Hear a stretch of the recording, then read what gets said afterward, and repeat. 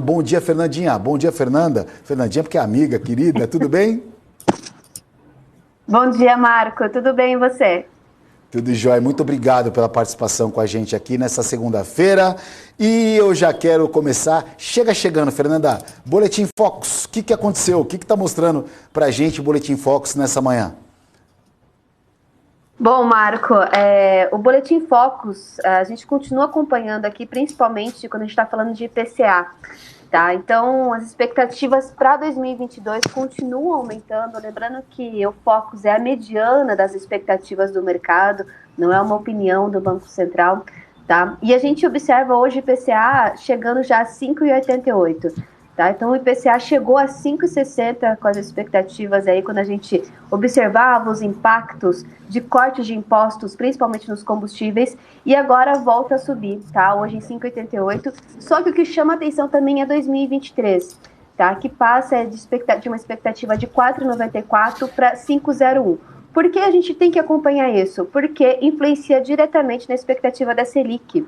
Tá? Então, na semana passada, depois de toda essa questão fiscal, tá? O mercado, principalmente o mercado aí de DI, né? Os juros futuros deterioraram bastante, a curva abriu, o mercado já precificando mais uma alta de 25 bases na Selic, por incrível que pareça, no primeiro semestre do ano que vem. Então, se a gente junta um cenário fiscal que tem deteriorado, assim como também com uma expectativa maior de IPCA, tá? O cenário leva, né, que a gente tenha aí um patamar de Selic nesse atual patamar de 3,75 até 14% por um período maior. E sem dúvida, Marco, a gente sabe que isso vai influenciar aí investimentos, seja na renda variável como também na renda fixa.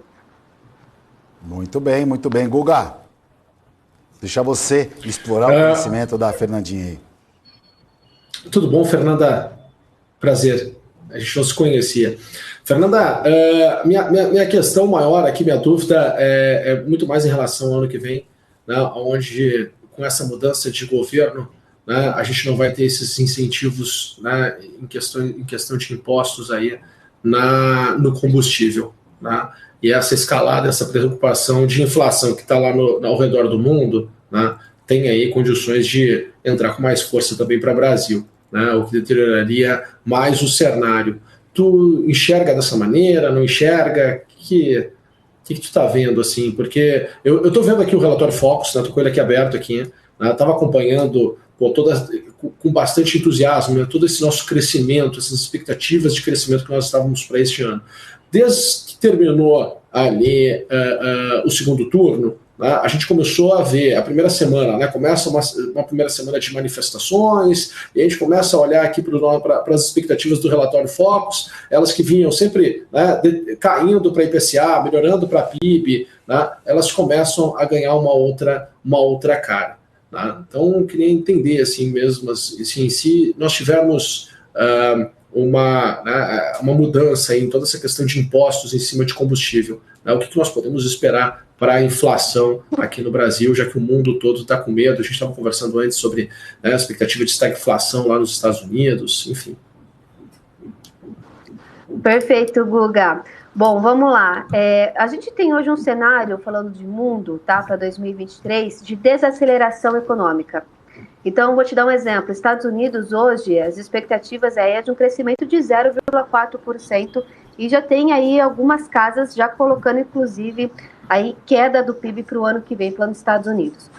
E um outro ponto que chama atenção é a China. Hoje mesmo eu estava acompanhando vocês aqui antes de entrar e o Marco colocou aí muito bem sobre a questão aí do Covid na China, tá? E que tem levantado preocupações em relação a ainda, né, ter aí medidas, né, de isolamento, tá, frente ao combate da Covid. Com isso, hoje, o que a gente observa? Petróleo para baixo, minério de ferro para baixo também, tá? Se a gente continuar observando isso, por um lado, Estados Unidos crescendo menos, né, e China também ainda com essas questões relacionadas aí ao Covid, a gente tem uma pressão menor quando a gente está falando de commodities, tá? A gente tem uma demanda menor, né? E o nosso IPCA, ele tem uma influência muito forte quando a gente pega commodities, principalmente aí falando de petróleo, tá? Minério de ferro também, a gente vê isso muito pelo IGPM.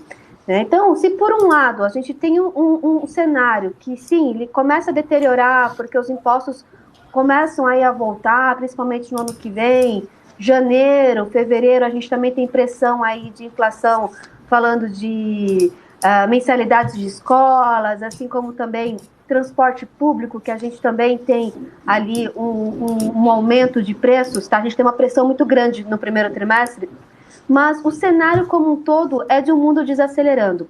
Então, eu acredito assim que não deve surtir aí impactos, tá? Falando de inflação de mundo no Brasil, né? Então, eu ainda penso que é um cenário, assim, vamos colocar benigno, assim, para IPCA para o ano que vem, dado todo esse contexto.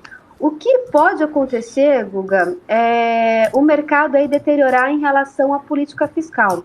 Então, o perigo é a gente ter uma desaceleração da economia brasileira, tá? Com uma Selic alta, tá? Então, realmente, aí sim a gente pode ver isso, principalmente falando de varejo, tá? Falando de empresas que dependem muito aí de crédito, tá? E isso pode, enfim, influenciar de forma bem negativa nesses setores mais cíclicos da economia. Mas a inflação como um todo, eu acredito que ainda o cenário, né, pensando em mundo, commodities, ainda é um cenário controlado, assim. Ô, Guga, chegou a bater no seu 110, 270 e depois ladeira. A bolsa agora sobe apenas 0,28% e o dólar com uma queda de 0,37%. Acabei de zerar a posição, cara. Acabei de zerar aqui. Tava ouvindo aqui. Nossa, como é que você presta atenção na entrevistada operando, rapaz? Como é que você presta atenção? Tava prestando atenção sim, mas poxa, a proposta que o desafio que o Marco me fez aqui é que, Guga, vamos fazer esse projeto desde que a gente consiga estar operando as nossas contas ao mesmo tempo. Então a gente tem que se virar nos 30 aqui. Então, Fernanda, aqui, ó. Tem 2 computadores aqui, inclusive esse segundo aqui é o meu pessoal operando aqui, Fernanda. Você não sabe como que é o teste para cardíaco. Aproveitando, Fernando, o seguinte, eu queria falar um pouquinho que o presidente do Banco Central, Roberto Campos Neto, ele fez um excelente trabalho, eu acredito. É uma opinião pessoal, a gente pode dar muita opinião, não é que não pode dar muita opinião, é que as pessoas divergem, né? Mas olhando da parte de finanças, eu acho que ele fez um bom trabalho e ele estava muito alinhado com a equipe econômica, a atual equipe econômica que vai sair, né? Por conta da troca de presidente.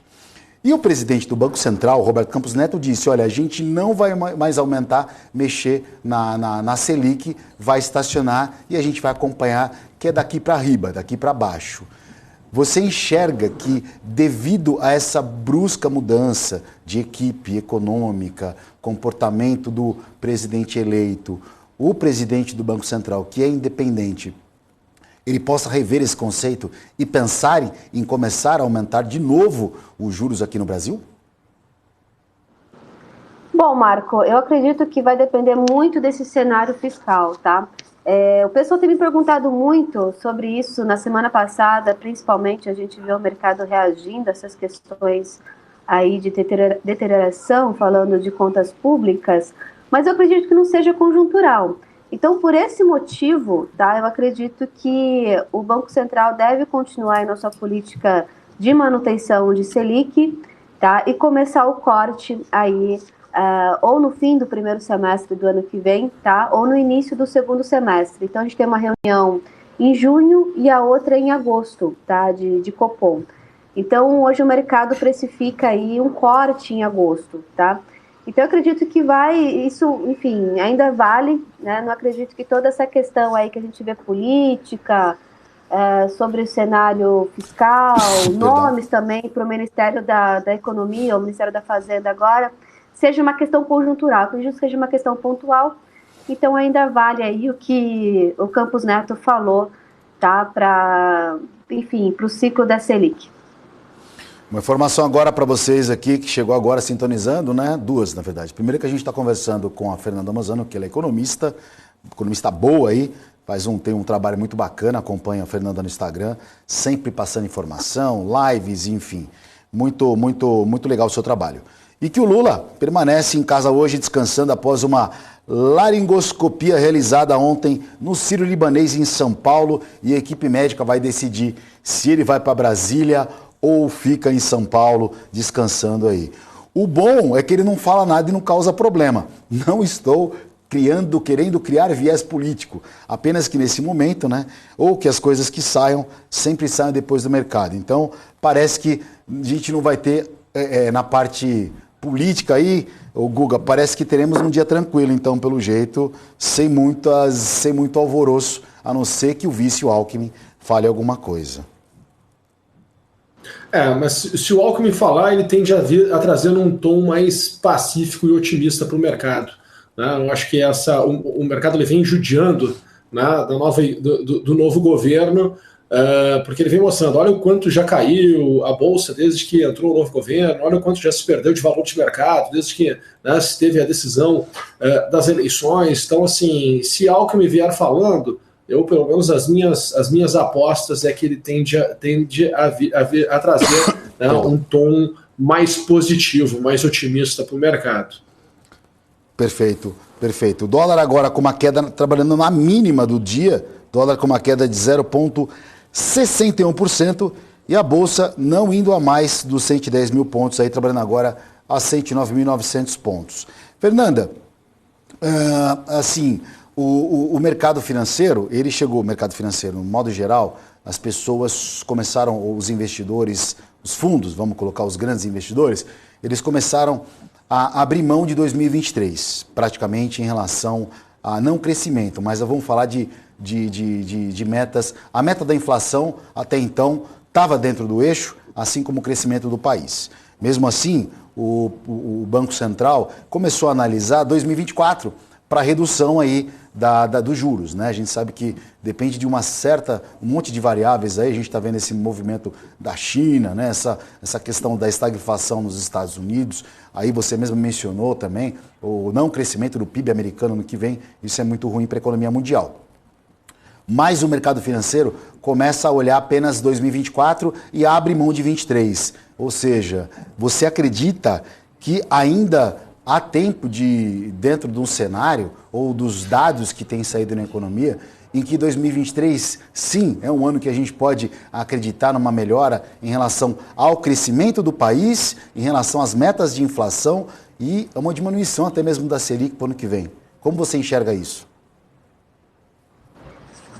Bom, vamos trazer aqui um lado mais otimista. Eu acredito que, principalmente falando aí de China, tá? Hoje, sem dúvida, é o principal driver aí, falando de crescimento da economia brasileira, né? Já dizia aí alguns grandes gestores, né, que às vezes o Brasil tem que acender uma vela ou duas para a China quando fala de crescimento econômico.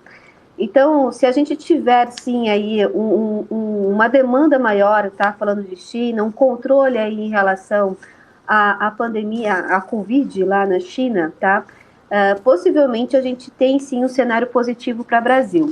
Hoje, Marco, a expectativa de crescimento no Brasil hoje está em torno de 0,8%, o Focus colocando 0,7%, algumas casas, eu tenho uma projeção de 1%, tá, que vai ser explicada muito pelas commodities, muito pelo setor agrícola, né? O agronegócio brasileiro é o que vai explicar o nosso crescimento. Então, se a gente observar uma demanda maior, aí, sem dúvida, a gente tem um cenário mais positivo, tá? O que pode acontecer em relação à inflação, né? Então, se a gente tem uma demanda maior da China, isso tem uma pressão, falando aí de petróleo, né? Então, possivelmente, a gente não entra na meta no ano que vem, tá? Novamente, esse ano a gente já não vai entrar na meta da inflação e no ano que vem, possivelmente, a gente não entre também. E aí é o que você coloca, as expectativas para 2024, que o Banco Central tem levantado aí para justificar o atual patamar da Selic, né? Então, o dever de casa, eu acredito que hoje, falando de Brasil, para que a gente observe uma Selic diminuindo, tá, vai ser aí o fiscal, né? O controle das contas públicas, porque não é um impacto somente no ano que vem, é um impacto de médio prazo, né? A gente vê isso muito nos DIs futuros ali, né? No mercado futuro de DI. Então, eu acredito que tudo, enfim, são duas questões, China e aí o dever de casa, né, do Brasil com relação às contas públicas. Guga? Bom, que eu assim, vejo, né, principalmente a tua pergunta ali, Marco, né, o mercado financeiro ele já não olha mais para 2023 e começa a olhar para 2024. A gente tem esse tipo de discurso do mercado financeiro desde 2020, né, quando a gente teve a pandemia, que entrou um evento ali que não conseguia entender muito bem quais seriam as consequências, né, o mercado, para conseguir se adaptar e sentar e se posicionar de novo na Bolsa, né, principalmente na Bolsa, já que a gente está falando aqui a gente olha muito para a Bolsa, ele falou, poxa, esquece 2021, vamos olhar para as projeções para 2022. Né? Aí chega 2021, ele fala a mesma coisa para 2023. E agora, mais uma vez, né? Não vamos olhar para 2023, vamos olhar para 2024. Então, assim, eu consigo tirar de informação, né? Que cada vez mais as pessoas, o mercado, né, ele vem errando os cenários do presente, né? E mais uma vez, eu acho que o mercado ele vem errando as suas expectativas e os seus cenários que se tinha para 2022, né? Tanto que quando a gente escuta até mesmo o Paulo Guedes falando, né, das projeções do mercado no início de 2022, falavam que a gente ia, né, ter um PIB totalmente diferente, né, do que está se mostrando agora que a gente está chegando no final do ano de 2022. Né? Então, o mercado ele vem reconstruindo uma narrativa e jogando para um horizonte que, querendo ou não, né, é um horizonte um pouco mais afastado. Né? E querendo ou não, as pessoas elas querem uma resposta e entender melhor o que está acontecendo agora no presente e tomar posição para o próximo movimento que o mercado vem fazer. Né? Então, o que eu consigo tirar assim, de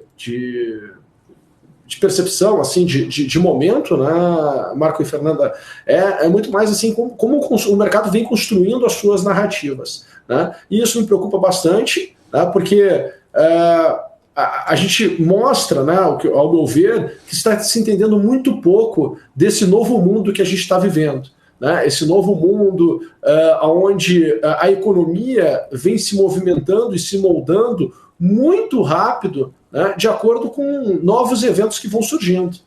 Né? Então, assim, é interessante, porque como sou um cara que está há muito tempo no mercado, sou trader, investidor, eu vou anotando, né? Então, vou anotando o que estão falando, quais as expectativas, quais são as realidades, porque a Bolsa se movimenta em cima de expectativa, né? Nós sabemos disso.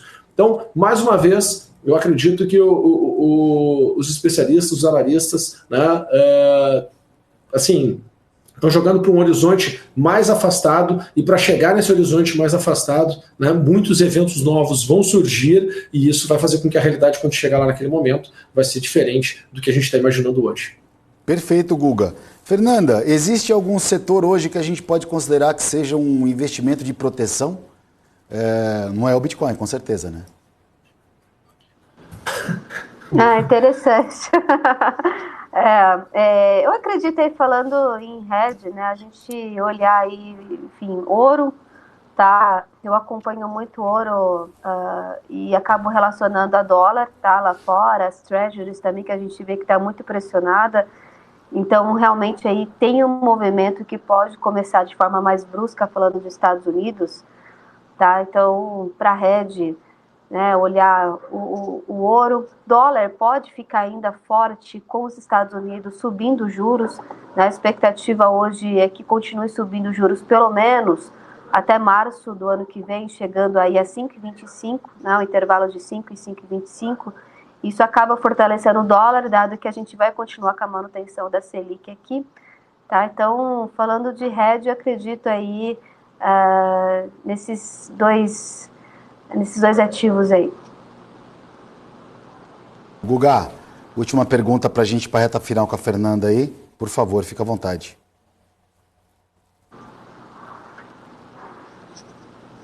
Acho que está sem som, Guga. O Guga mutou.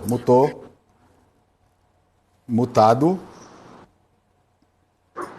Fernanda, aqui que nós podemos... Desculpa, gente. Agora funcionou? Voltou. Estamos aqui. Agora sim. Fernanda, aqui que nós podemos esperar desse hedge de dólar, caso tenhamos um rompimento de teto de gastos. Eu tenho conversado com algumas pessoas. Eu acredito que R$6 vai ser pouco, né? Acho que tem aí possibilidade de escalar e acelerar esse movimento, podendo imaginar aí até mesmo $1 a 6,50, R$7.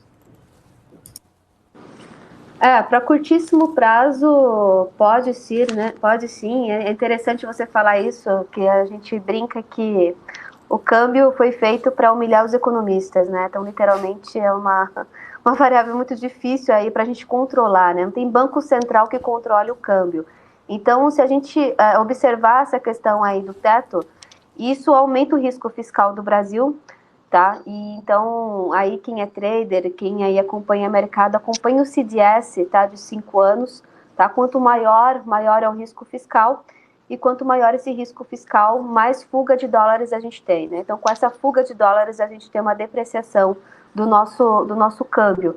Então, isso pode sim aí deteriorar no curtíssimo prazo, enfim, pode chegar a bater aí, enfim, a gente já viu passando dos 5,80, pode acontecer. Não sei se sustenta, tá? Então, assim, eu acredito que seja um cenário bem volátil, falando de dólar para o curtíssimo prazo, se a gente observar essa questão fiscal aí deteriorando. Mas, enfim, hoje a tendência, né? A gente não vai cravar o dólar, mas a tendência é sim um câmbio mais depreciado, tá? Do que aí apreciado para o curtíssimo prazo.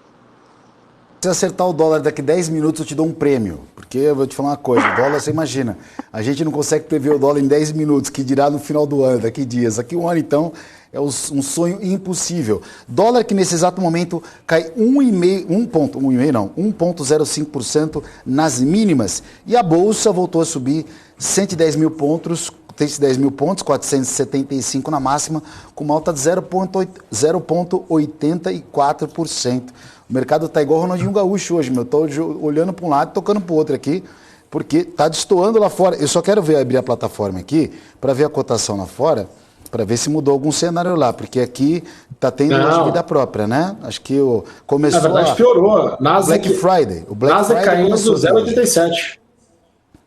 Nasdaq caindo e o Black Friday começou no Brasil aqui, viu, Fernanda? O pessoal tá otimista aqui, viu? Fernanda, última pergunta, aproveitando aí a sua participação, e depois eu agradeço no modo final. Algum setor especificamente importante, vamos falar do quadro acionário, falei de um investimento de proteção, né, nesses tempos difíceis, mas e setor acionário, que todo mundo gosta de ação, que é a porta de entrada principal aí para quem está querendo o investimento da renda variável? Algum setor aí que você olha com mais carinho e um setor que você olha um pouquinho mais assustada? Não estou falando que você vai dar call, tá? Setor. Legal. Não quero te eu comprometer. acredito que commodities é um setor para olhar com carinho, tá? Então, acredito aí, principalmente nessas empresas de valor, né, empresas mais consolidadas, né? Então, é importante aí olhar com carinho a setor aí que, enfim, tem as suas receitas mais para fora, né, do que para a economia doméstica, tá? E talvez aí que olhar com cuidado, tá? São empresas que sem dúvida, enfim, têm um endividamento maior, que dependem muito, tá, do financiamento, dependem muito aí do dinheiro emprestado, assim a gente pode colocar. Por que eu falo isso? Porque o cenário vai se desenhando aí para uma Selic que vai continuar nesse patamar por um período maior, tá? E também a gente observa aí a curva de juros abrindo, juros futuros também aí maiores, tá? Então isso é muito ruim para essas empresas que precisam, né, de dinheiro, que é aquelas empresas que a gente considera de crescimento, né? Então entra aí empresas de tecnologia, varejo, tá? Então só um olhar, né, um cuidado maior. Mas claro, Marco, a gente tem que sempre levantar também aí os objetivos de cada investidor, tá? Então, para o curtíssimo prazo, eu acredito que o carinho aí fica, tá, para commodities e um olhar, né, um pouco, enfim, ter um pouco mais de cuidado com essas empresas de crescimento. Perfeito. Eu vou só me despedir da Fernanda agora. A gente vai se despedir dela, mas a gente vai encerrar o programa juntos ainda. Fernanda, eu quero agradecer demais a sua participação, tá? Sempre que puder participar, será muito bem-vinda. Obrigada, Marco. Obrigada a todos que participaram. Obrigada, Guga, também. E até a próxima. Até!